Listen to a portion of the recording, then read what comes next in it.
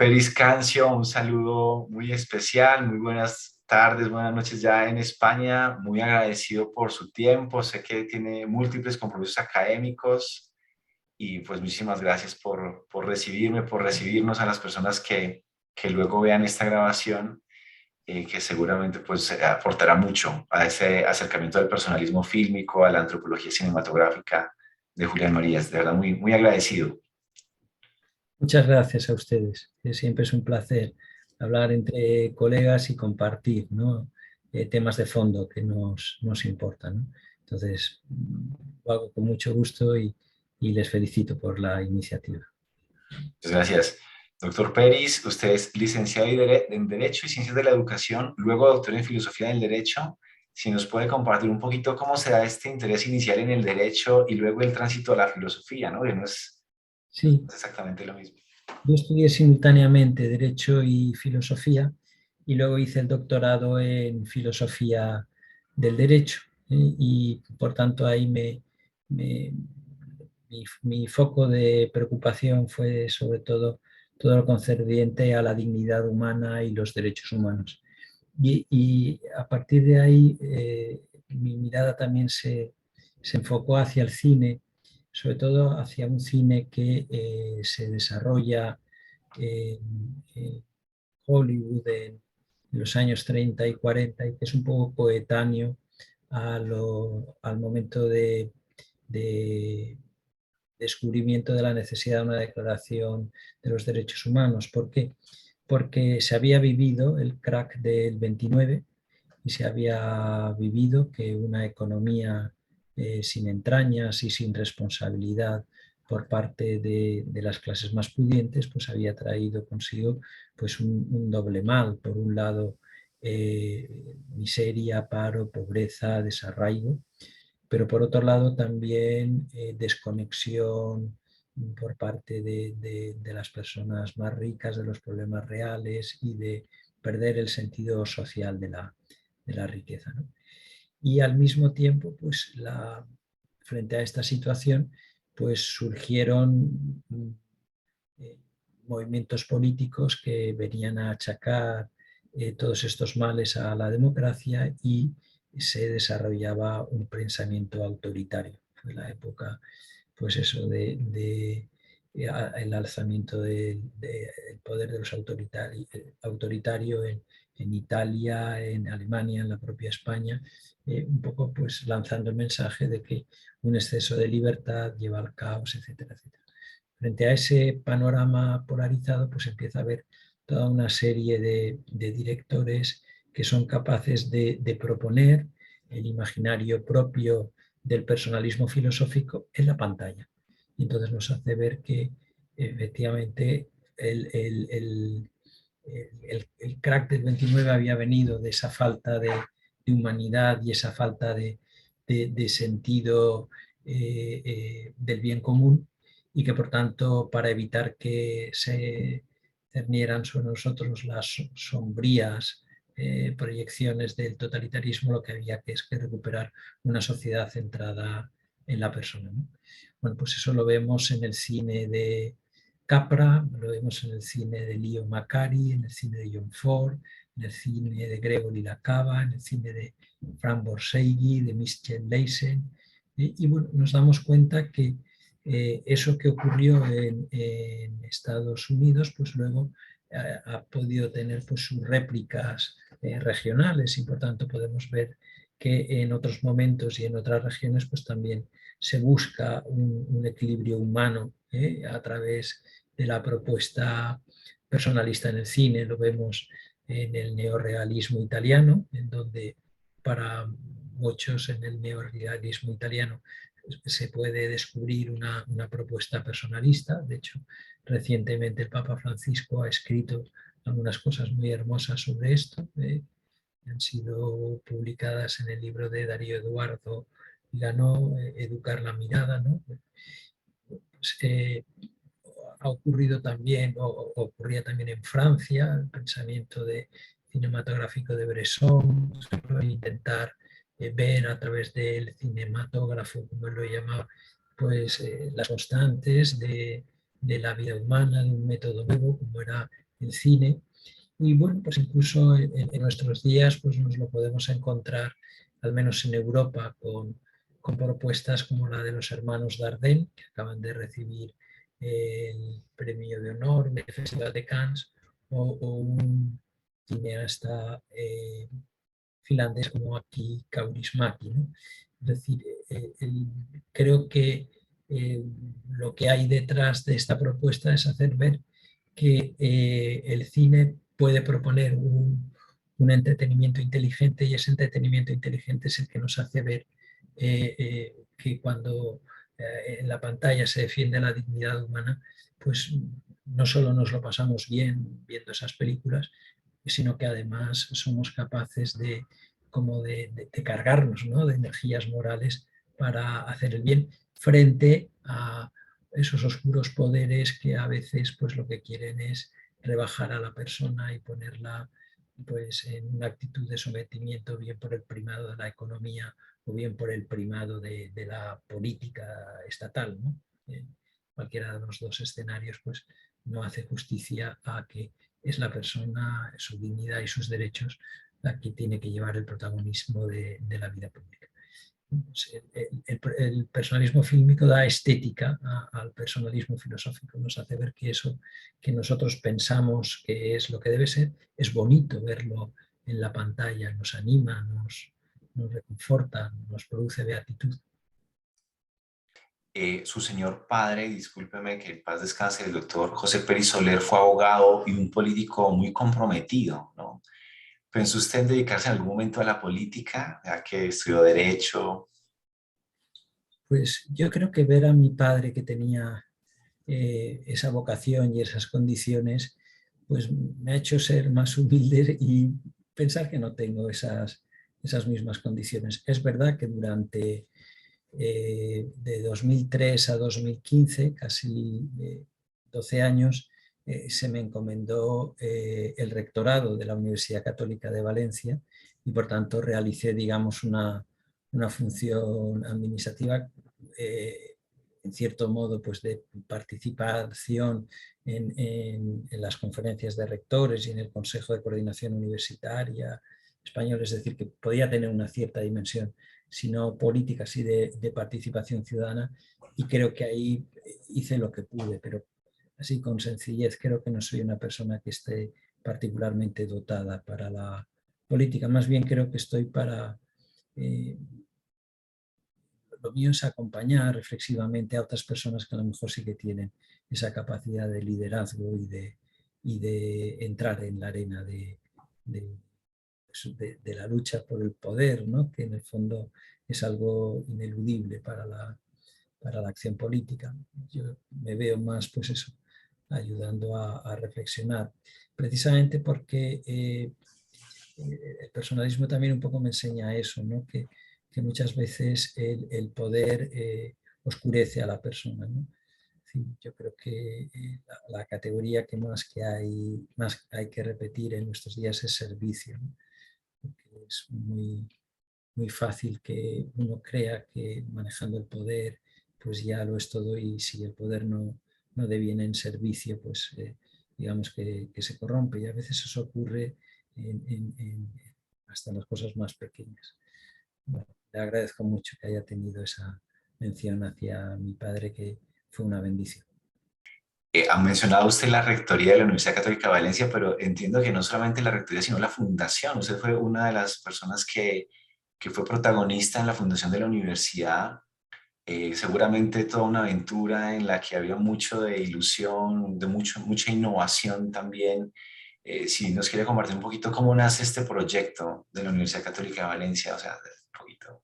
Sí, la diócesis de Valencia era una diócesis que tenía ya centros universitarios, pero estaban adscritos a universidades públicas, ¿no? Había una escuela de magisterio, había una facultad de ciencias de la actividad física y el deporte, psicología, antropología y ciencias del mar, había una escuela de enfermería muy arraigada en la sociedad valenciana, que había tenido eh, mucha desde los años 50 muchas generaciones de enfermeras muy bien formadas, y también había una facultad de estudios de la empresa. Entonces, bueno, llegó un momento en que en lugar de tener esos centros dispersos, pues el entonces arzobispo de Valencia, el cardenal Agustín García Gasco y Vicente, consideró que era el momento de tener un proyecto unificado y de hacerlo desde las características propias de una universidad que nacía de la Iglesia diocesana, lo cual pues hacía que tuviera una fisonomía propia, compatible frente a otra o al lado de otras universidades que podían ser hijas pues eh, de alguna congregación o de algún movimiento de espiritualidad o de eh, alguna realidad más particular. Nosotros éramos de la Iglesia diocesana. Y bueno, pues el impulso que San Juan Pablo II había dado a las universidades con la Escorde Ecclesiae, pues sí que nos daba como un deseo grande, ¿no? de evangelizar el mundo universitario, ¿no? Y de evangelizar el mundo universitario también desde la primacía de la persona, ¿no? No tanto desde una cuestión, ya digo, eh, principalmente ideológica, cuanto el formar personas que quisieran entender que para el mundo profesional el modelo de persona en plenitud que es Cristo, pues ilumina, ¿no? Y entonces un enfermero que sigue el modelo de Cristo será mejor enfermero, un economista será mejor economista, un médico será mejor médico, etcétera, ¿no? Con lo cual no es solo que haya pues un ideario que tiene que haberlo, una serie de principios que tiene que haberlo, pero que sobre todo haya como una praxis de convicción de que realmente lo que necesita nuestro mundo pues es esa visión de la persona humana que nace de la comprensión del verbo encarnado. Bueno, pues efectivamente, como usted dice, fue un momento muy bonito. Es verdad que aún en aquel momento ya era presidente de la fundación y cuando ya se crea la universidad, pues me piden que me haga cargo del rectorado y es verdad que durante todos esos años pues fue un éxito de respuesta que tuvimos en la sociedad valenciana, lo que permitió darnos cuenta de que sí que hacía falta una universidad con estas características perfectamente complementaria y al lado de las que ya existían. Eh, Desde el 2012, junto a José San Martínez Prugues, inició un proyecto de investigación sobre la filosofía propia del cine. También si nos quiere compartir cómo nace la idea de este proyecto, en qué consistía este proyecto. Sí, nosotros nos damos cuenta de que la filosofía y el cine estaban llamados cada vez más a tener una alianza profunda. Don José San Martín, el filósofo catedrático de lógica y filosofía de la ciencia, llevaba tiempo investigando sobre las neuronas espejo, esas neuronas que explican que nosotros podamos responder de manera solidaria tanto ante realidades de la vida cotidiana cuanto ante reproducciones de ficción. Es decir, y por tanto que un desarrollo de las neuronas espejos tiene mucho que ver con la capacidad de solidaridad de la persona humana, pero que eso mismo necesita ser educado. Vivimos en tiempos en donde parece que los ideales que se extienden con una mayor facilidad son ideales que tienen que ver con la fuerza, el poder, la imposición, el individualismo. Y entonces, pues don José estaba convencido de que hacía falta a través del cine favorecer una educación de la sensibilidad y la mirada que nos recuperara el verdadero rostro. Y nuestro verdadero rostro es el de personas que nacemos por el amor y que solo amando somos felices. Y por mi parte, como ya he explicado antes, pues venía de una reflexión sobre la filosofía del derecho y los derechos humanos, pues un poco diría yo, alarmado, ¿no? De que en 1948 pues, se quisiera poner a la persona como centro del derecho y sin embargo cada vez más en las facultades del derecho pues, se enseñara como si fuera lo científico pues, un positivismo jurídico que en el fondo seguía dando todas las armas al poder político, y restaba armas a las personas concretas, restaba armas pues al pueblo, a la participación ciudadana, ¿no? Y entonces, pues bueno, a mí me parecía que recordar, ¿no?, estos ejemplos grandes que nos ha planteado el cine, pues podían hacernos revisar que no es científico el positivismo jurídico. El positivismo jurídico es una superstición intelectual para que quienes están en el poder pues no sean eh, seriamente criticados, ¿no? Ya digo, pues por poner ejemplos, ¿no?, que me gusta poner, pues fíjese usted en el cine de Capra, ¿no? El secreto de vivir, ser capaz de renunciar a una gran herencia para ayudar a una política social agraria, o Caballero sin espada, denunciar la corrupción política en contra del medio ambiente, ya en 1939, o en Meet John Doe, ya alertar, ¿no?, sobre la necesidad de que el pueblo tome el protagonismo y no desacredite la democracia, porque eso da lugar a que crezcan los totalitarismos, ¿no? O Qué bello es vivir, ¿no?, sobre la necesidad de una economía eh, eh, de cooperación frente a una economía especulativa. Pero fíjese usted, el gran Ford, ¿no?, estas películas, las uvas de la ira, Qué verde era mi valle, ¿no?, recuperar la realidad de los trabajadores como el lugar que da luz hacia donde tiene que ir nuestra sociedad, ¿no? Fíjense que en aquella época decían, son reds, son rojos, no, mire, ¿no?, estaban desarrollando el pensamiento propio del personalismo, de la doctrina social de la Iglesia, y estaban anticipando lo que desgraciadamente seguimos viviendo, y es que o hay una capacidad de cuidar el derecho al trabajo y de cuidarlo como patrimonio del pueblo, o realmente se acaba desintegrando el pueblo, ¿no? Son toda una serie de fogonazos, de aldabonazos que permitían, ¿no?, el cine, por ejemplo, de Macari, ¿no?, toda la relación directa que hay entre unas relaciones de igualdad, reconocimiento y complementariedad de varón y mujer como expresivos de una sociedad verdaderamente solidaria, ¿no? Respetar cualquier situación personal, pero no dejar de ver la maravilla que hay detrás de esas comunidades de vida y amor que se crean a través del matrimonio y la familia, ¿no? Pues toda la necesidad de recuperar todos esos imaginarios frente al individualismo tan atroz en el que estamos viviendo, pues yo creo que permitía recuperar la cultura de los derechos humanos. Para algunos hablar de filosofía y cine pues parecería como términos un poco antagónicos, ¿no? A veces se piensa en la filosofía como algo muy académico, algo de libros, de abstracciones. Bueno, si nos puede hablar un poquito, bueno, de qué se trata esta filosofía del cine, ¿no? ¿Qué es la filosofía del cine? Claro, lo acierta usted muy bien, ¿no? Hay gente que dice, es un oxímoron, ¿no? Es decir, que no tiene nada que ver, el cine es una cosa divertida, la filosofía aburrida, o al revés, la filosofía es una cosa rigurosa, el cine es un puro entretenimiento. Claro, para que haya verdaderamente un buen diálogo, una buena complementariedad, hace falta revisar el propio concepto de filosofía, ¿no? El profesor San Martín en sus últimos escritos hablaba sobre la necesidad de recuperar una filosofía impertinente, que fuera capaz de cuestionarlo todo.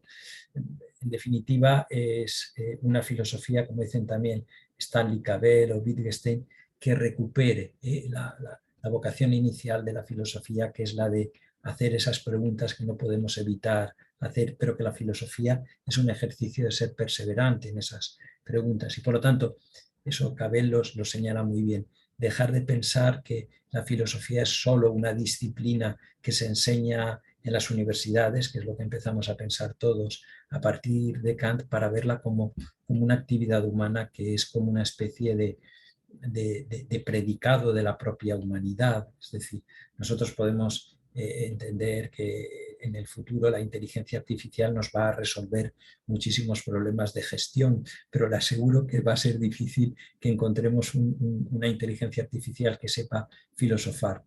Y por lo tanto podemos decir que filosofía y persona humana son dos predicados que van juntos. Bueno, pues si entendemos así la filosofía, entendemos también el cine como un entretenimiento inteligente, ¿no? Lo cual conlleva también tener otra mirada. Normalmente el cine es algo amable, y como es algo amable, no lo valoramos mucho. Entonces, descartando ciertas expresiones del cine que no tienen dignidad y que todos sabemos cuáles son, eh, pero una película realizada pues con sentido y pensando que tiene que llegar a un gran público, etcétera, tiene más inteligencia de la que en un primer momento podemos pensar. Entonces, volver a estas películas, como nosotros hacemos, viéndolas muy bien, muy despacio, conectándolas con los pensadores, pues te descubren muchas cosas. Por ejemplo, descubres que detrás del cine de Capra o de Macari, pues estaba el trascendentalismo americano, la filosofía de Emerson, de Thoreau, y por tanto de la propia libertad de las personas de tomar la iniciativa en el mundo cultural, aceptando educar la propia experiencia, ¿no? Por eso es un cine que conecta vitalmente con que el espectador sea alguien activo, que salga de la sala pensando que él también puede hacer cosas, que él puede ser partícipe de procesos, frente a lo que yo creo que es lo peor que pasa en nuestros días, que es la desactivación de la población, ¿no?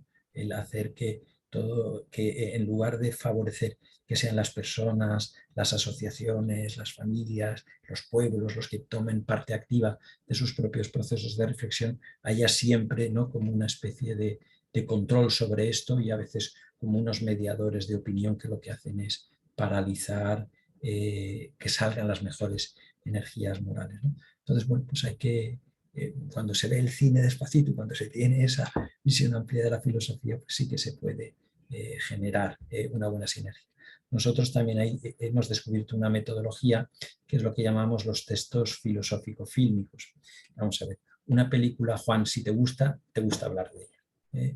David Selznick hablaba, una imagen que se suele decir de él, generaba conversaciones después de verla mientras abrías la nevera. Se ve que en aquellos años se iba al cine a las 7:00 y luego se volvía y hacía un resopón en la nevera y entonces mientras había la nevera se hablaba de la película. Es decir, si una película te gusta, hablas sobre ella. Bueno, pues el texto filosófico fílmico, es decir, hablemos sobre esas películas, pero no simplemente quedándonos en la superficie de las mismas, sino dejándonos interpelar con ella y dejando también que textos de filosofía pongan en valor lo que había detrás de esas películas, ¿no? Algo que Julián Marías había testificado, y usted lo ha señalado muy bien, cuando él dijo que gran parte de su obra más importante, al menos desde un punto de vista de la antropología, como es su antropología metafísica, a él se le había ocurrido yendo al cine. ¿Por qué? Pues porque el cine te plantea con tanto cuidado, con tantos recursos, con tantas posibilidades, la imagen de la vida humana, que realmente es un material creciente de reflexión.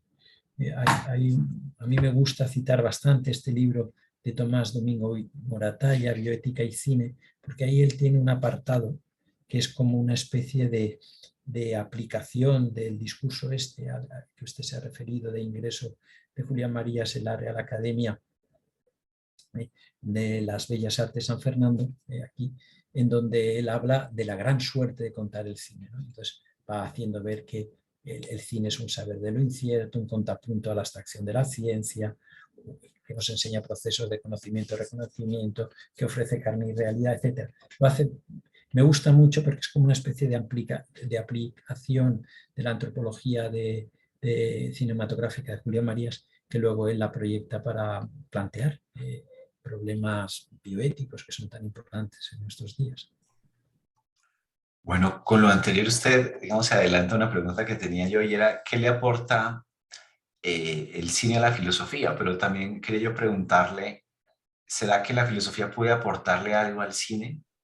Sí, yo creo que en las dos direcciones, ¿no? Esto que acabo de mencionar son todo aspectos, ¿no?, que le aporta el cine a la filosofía. Paul Feyerabend, el filósofo de la ciencia americano, pues esto un poco iconoclasta, él llegó a pensar en un momento determinado que la manera en la cual había que hacer filosofía en el futuro era a través del cine. ¿Y por qué? Porque era la manera de plantear de un modo más completo el sujeto humano. Es decir, frente a la abstracción, lo acabo de leer, frente a que las cosas parece que las hacen otros o no las hace nadie, pues recuperar el cine nos permite recuperar los sujetos encarnados que hacen las cosas, ¿no? Y entonces, en ese sentido, pues yo creo que permite, por emplear una expresión clásica, frenar el peligro de la alienación o de la reificación, es decir, pensar que las cosas no las hacemos las personas, sino que se hacen por ellas mismas. No es cierto. Recuerda que detrás de cualquier proceso hay una actuación personal y que aunque las personas podamos recibir todo tipo de presiones para actuar en una dirección o en otra, no es cierto que quedemos anulados como sujetos de decisión, sino que siempre vamos a poder cambiar el curso de las cosas. El cine de Capra, por ejemplo, es una continua invitación a eso, es decir, Caballeros sin espada es como la lealtad a sus principios de un pobre senador joven al que han querido utilizar de marioneta, pues es capaz de cambiar el curso de acontecimientos de corrupción, ¿no?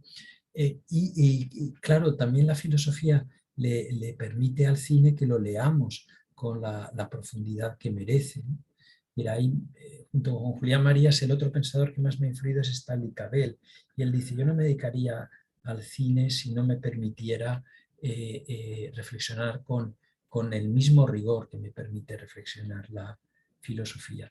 Y entonces nos hace falta el que la filosofía venga en ayuda de que esas experiencias humanas, de que las películas te llaman la atención y te permiten hacer una reflexión, y hay películas que seriamente te marcan, todo eso no es algo que ocurre por casualidad, sino que tiene una honda raíz antropológica que hay que saber descubrir. Y por lo tanto, se trata de profundizar en ese lenguaje audiovisual, por otro lado, tan necesario en nuestros días. En nuestros días hay una sobreabundancia de comunicación audiovisual, pero hay una falta de discernimiento para leer bien aquello que se nos presenta ante nuestros ojos, especialmente para los jóvenes, ¿no? Yo creo que ese es el papel mayor que puede hacer la filosofía con respecto al cine, que es recobrar toda la dignidad y la densidad que tiene una película, ¿no? Me gusta mucho citar una expresión de Robert Bresson, el director este francés, que decía, llamarás buena aquella película que te permita tener una idea elevada del cinematógrafo.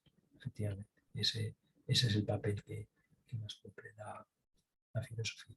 Y luego Juan piensa que muchas veces la crítica cinematográfica se hacía con intereses comerciales de cortos para que la gente fuera a ver tal película, tal otra, y eso ha hecho que muchas veces películas hayan sido sobrevaloradas y películas hayan sido infravaloradas, ¿no?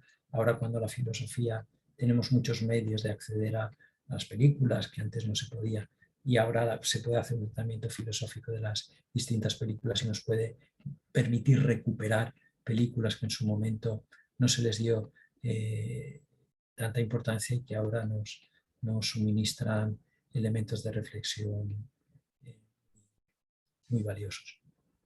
Claro, digamos, en los años que Julián Marías veía el cine, no existían todas estas plataformas de Netflix, Filmin.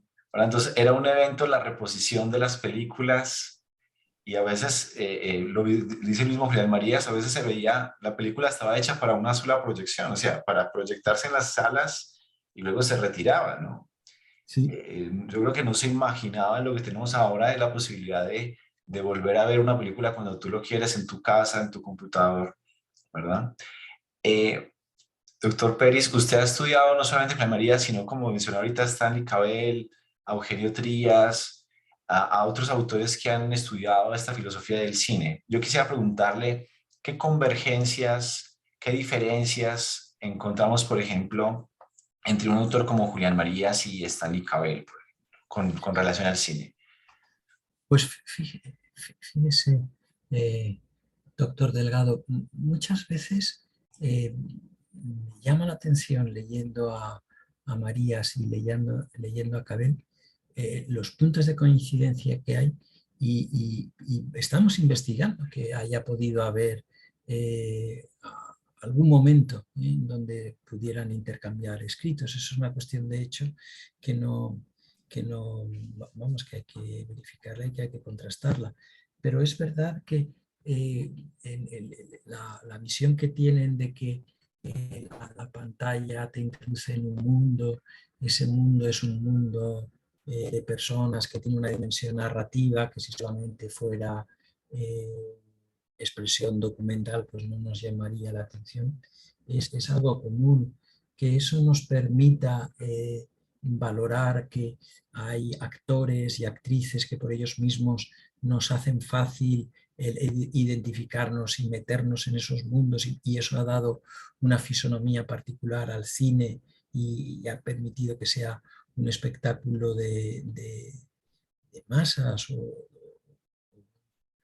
un arte democrático, como a mí me gusta más decir, pues es otra expresión común, que sean modos y medios de superar el escepticismo, ¿no? De ver que nosotros podemos hablar de la realidad reduplicándola y de alguna manera nos confirma, ¿no? Un sentido de realidad del mundo y de los otros, pues es también otro punto de coincidencia, ¿no? Que realmente pues a través de las películas podamos marcar escenarios de felicidad y de ilusión y que eso mismo tenga capacidad de movilización positiva de las personas, pues también, ¿no? Entonces yo creo que sí que hay puntos de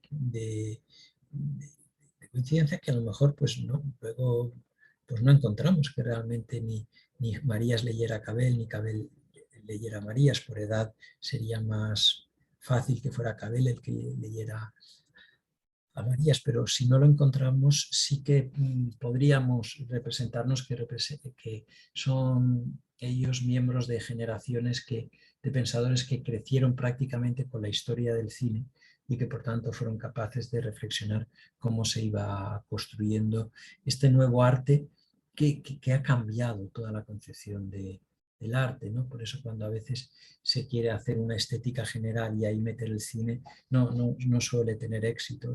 El cine por él mismo ha revolucionado lo que es la estética porque todas las artes han acabado entrando en el cine y bueno, pues el audiovisual que ha venido de él pues tiene su escuela de aprendizaje en el cine.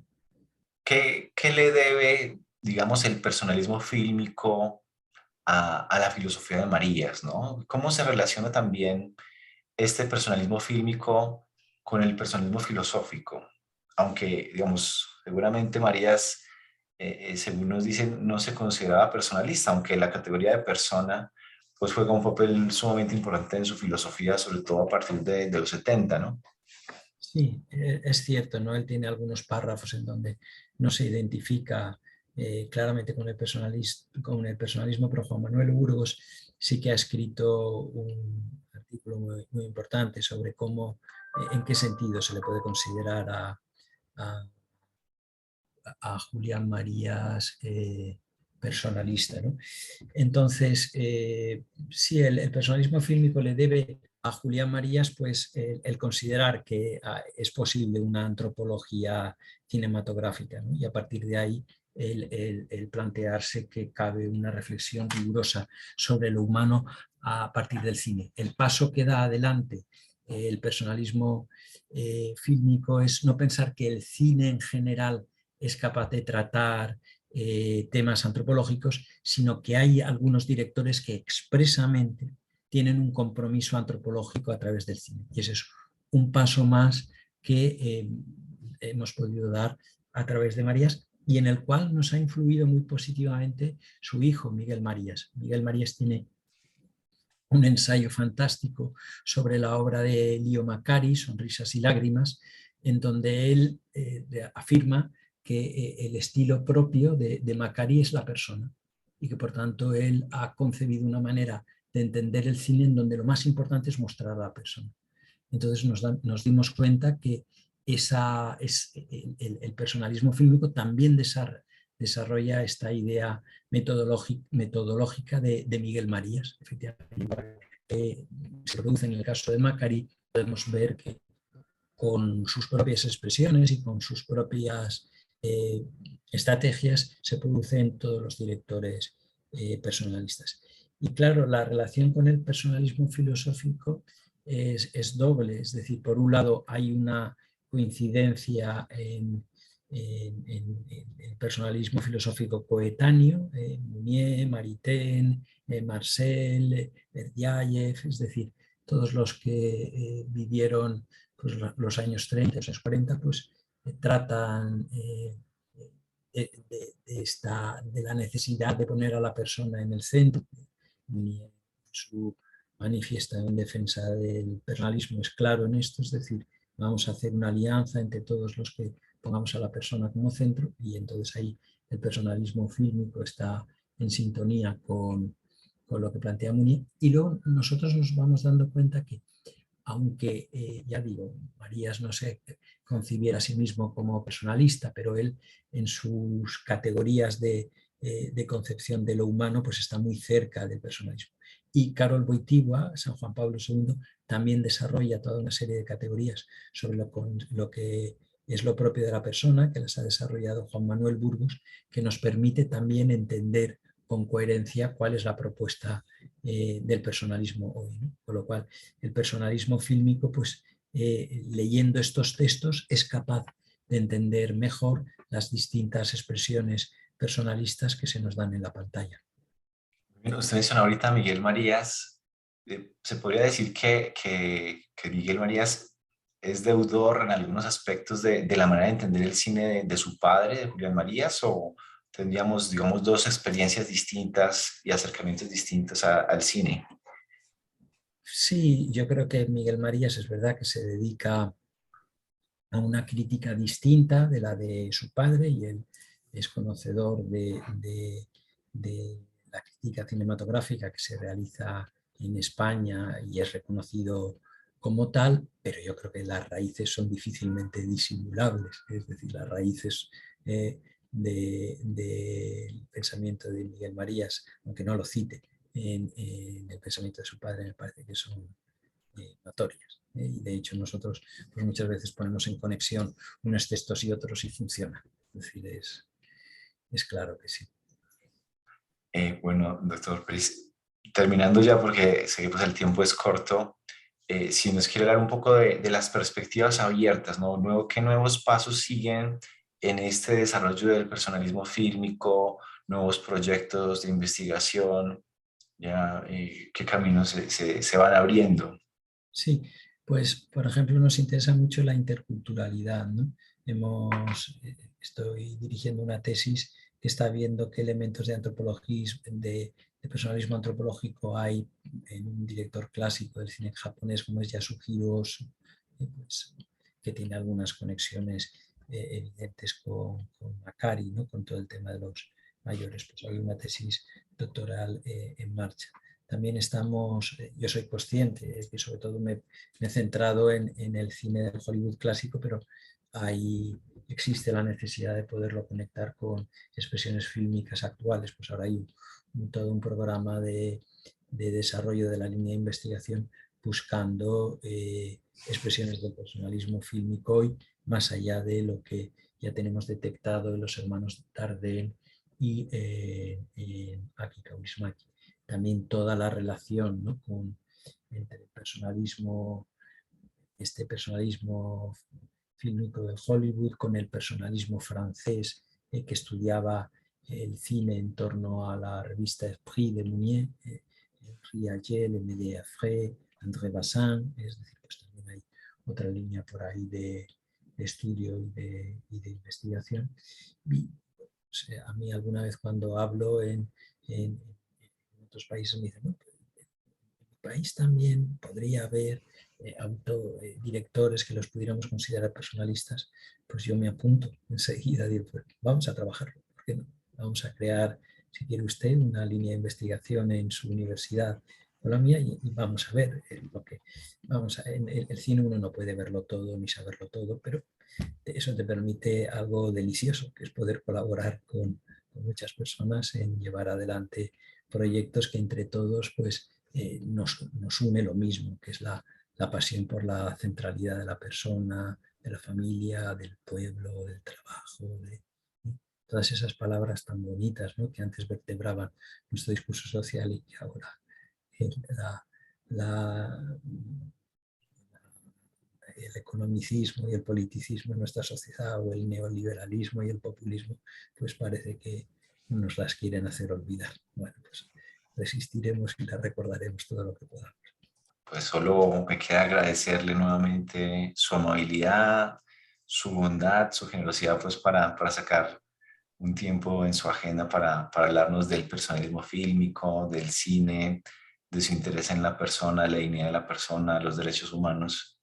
Entonces, pues bueno, muchísimas gracias por este espacio y bueno, aplaudir, digamos, todo el trabajo de difusión, digamos, al servicio de la universidad, de la vida universitaria, de la cultura, del arte, de la difusión de la filosofía del cine. Muchísimas gracias. Muchas gracias a usted, doctor Delgado. Si me permite, me ha hecho muy feliz. Muchas gracias. Bueno, aquí compartimos esa felicidad. Doctor Peris, me siento muy honrado por conocerle. Muchísimas gracias y bueno, hasta una próxima ocasión. Hasta siempre. Adiós.